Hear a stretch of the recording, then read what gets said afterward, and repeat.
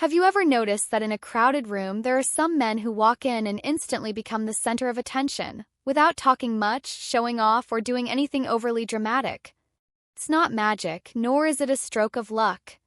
It comes from something invisible but incredibly powerful, a calm presence and the ability to draw out someone's depth with the right question at the right moment.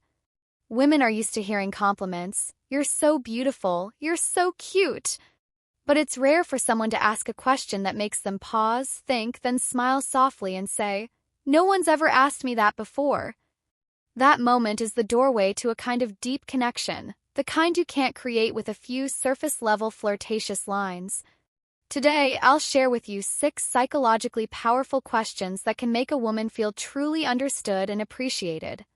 But first, you need to grasp the principle behind them, because if you ask them just to score points, the effect will disappear instantly. Why asking questions matters more than giving compliments. Compliments are easy. Asking the right question is hard. Compliments often fall into the safe zone, predictable and forgettable.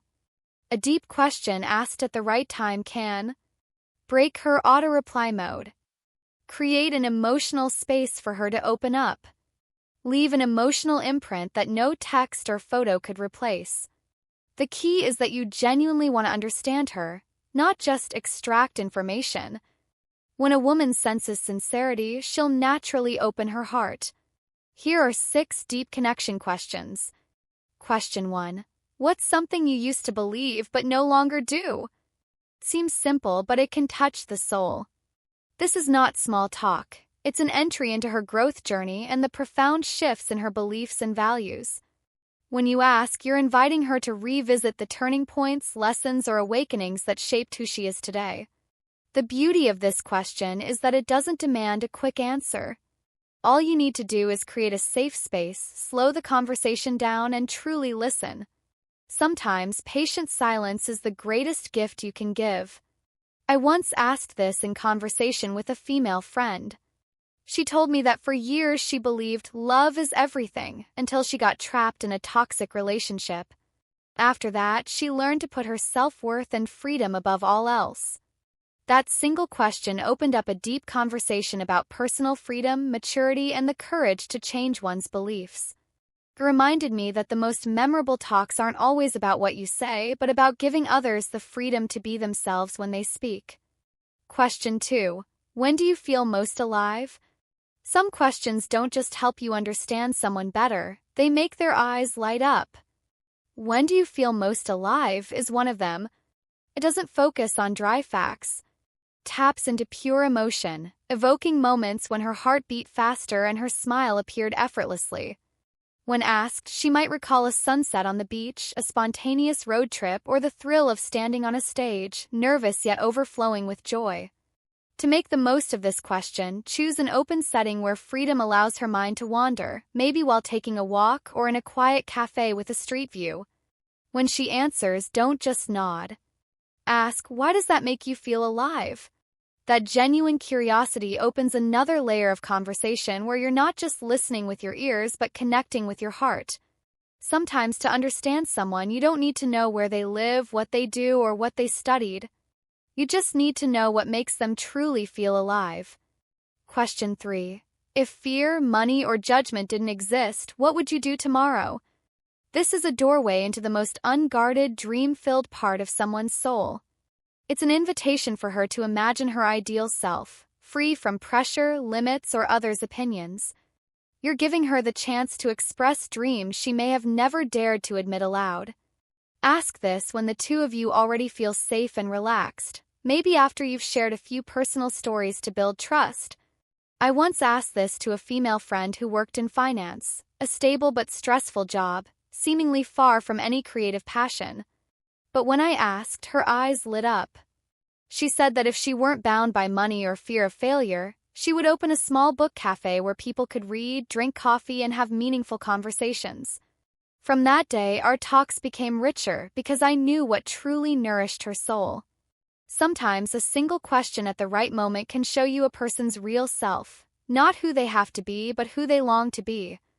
Question 4. What kind of love do you think you deserve? This question isn't just for getting an answer, It opens a pause where she can face herself.